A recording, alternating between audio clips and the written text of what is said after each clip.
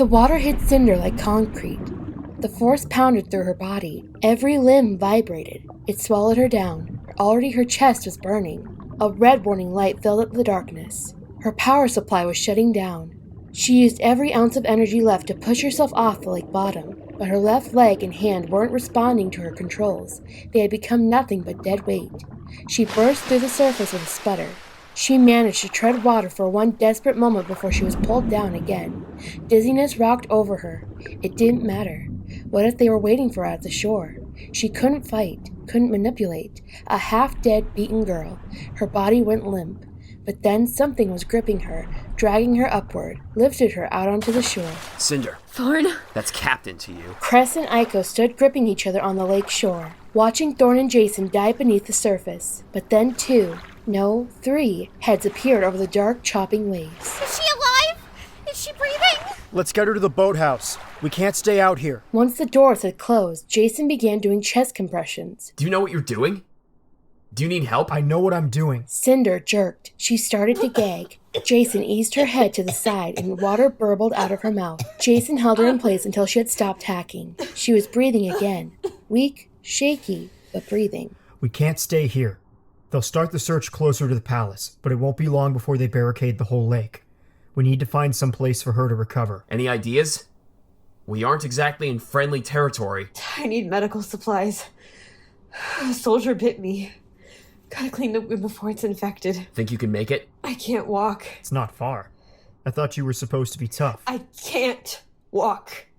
The water did something to my interface. I know a place. One of the court's most popular families lives near here.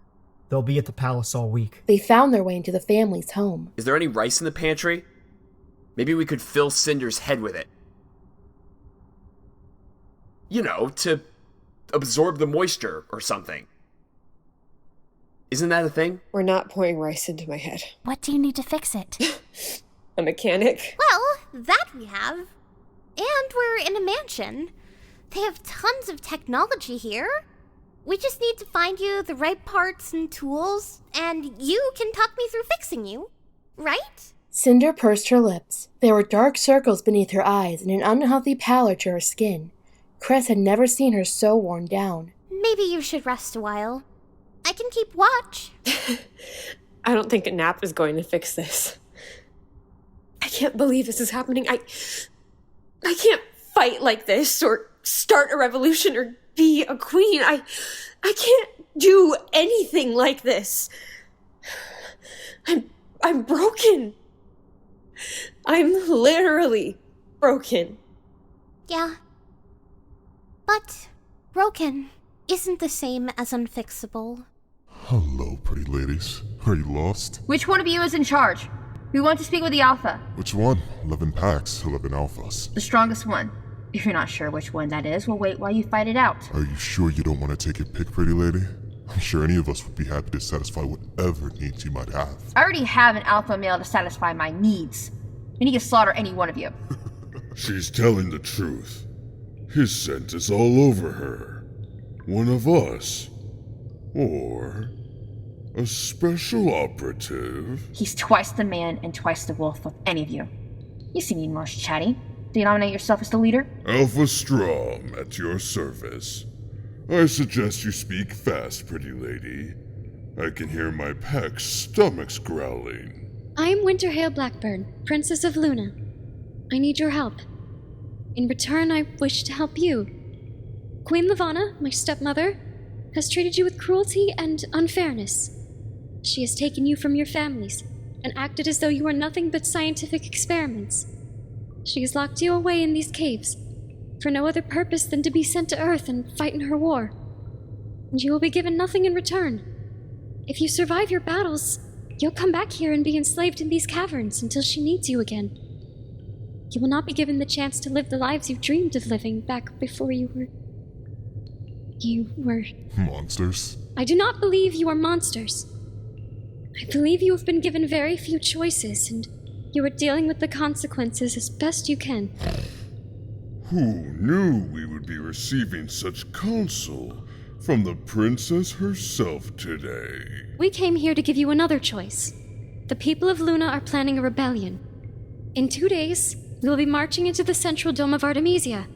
We plan to overwhelm the queen and her court, to overthrow her, and put an end to her tyranny. I ask that you join us. Fight on our behalf, and help us end the rule that took you from your lives and turned you into soldiers. She has pretty words. Not as pretty as her face. Where'd those scars come from, pretty lady? Were you listening to her? You can call yourself soldiers or wolf packs or whatever you want. But the truth is, you're nothing but slaves. Winter is offering you freedom. She's giving you a choice, which is more than Levana has ever offered. Will you help us or not? You'll be slaughtered.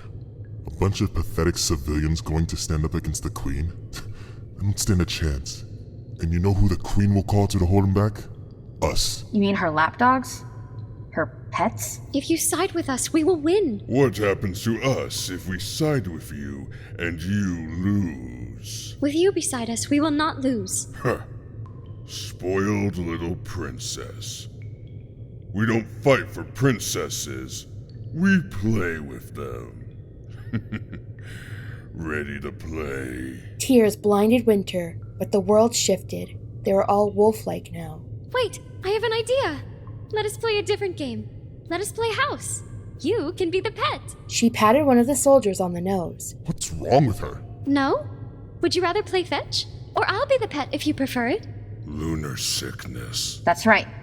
She refuses to manipulate anyone or to use her glamour, even if it would be highly beneficial. Only the people you serve, obviously. Even Scarlet turned wolfish for Winter, with red fur. Winter turned her own muzzle up to sing. And the earth is full tonight. Oh!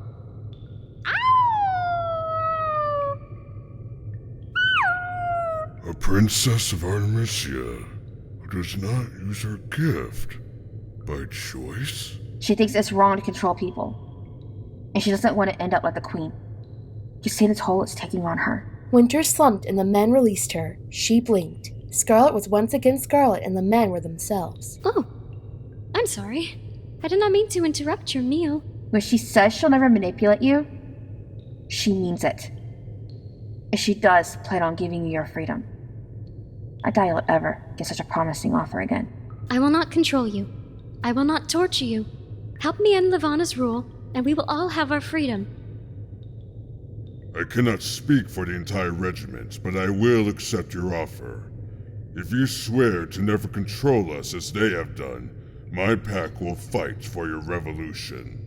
Cinder woke up on a sofa with the softest blanket she'd ever felt tucked around her shoulders. Text appeared in her vision. Diagnostics check complete. All systems stabilized. Her hand and leg worked again. She was all right. You're awake! I brought food. You cooked? Just some skills left over from my served 9.2 days. But I don't want to hear a word about how delicious it is. Thank you, Aiko. For everything. You have a few escort-branded wires now. The stuff from the gaming table didn't work. Thank you. That was really generous. You know how we androids are programmed to make ourselves useful and all that. Are you still an android? Sometimes I forget.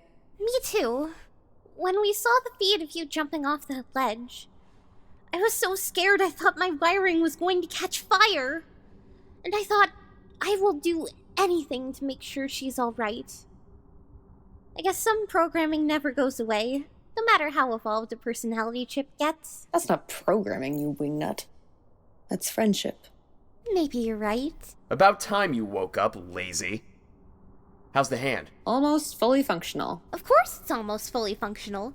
Cress and I are geniuses. I helped. He held the lamp. Jacin did nothing. Jacin checked your pulse and breathing and made sure you weren't dead. I could have done that. Why did I pass out? Stress, probably.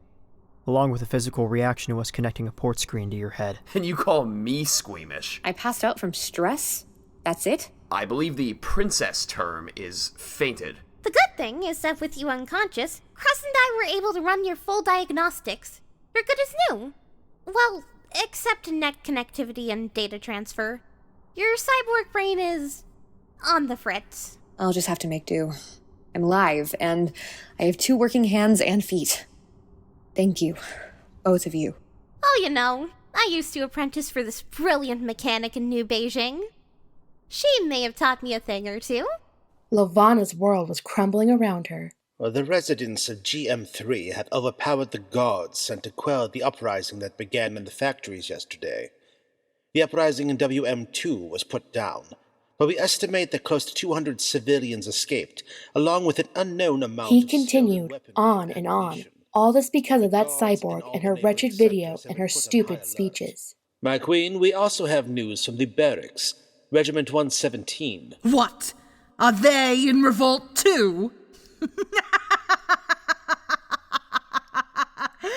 Perhaps, my queen.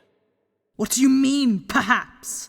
They are my soldiers. They cannot revolt against me. Our security team received notice 2 hours ago that Princess Winter was seen outside those barracks. I suppose it is too much to hope that the dear girl was ripped to bloody shreds. We sent thaumaturges after her. All 8 are dead. And Winter? The princess and the soldiers have abandoned the barracks. Security feed shows them entering the nearest surface sector, LW-12, one of the sectors in upheaval. You're telling me my soldiers have sided with the girl? My queen, allow me to solve this for you. I will go to this sector personally and see that the princess is dealt with. I will not fail. You intend to kill her, Amory? A pause. A slight one, but they're all the same. Of course, my queen.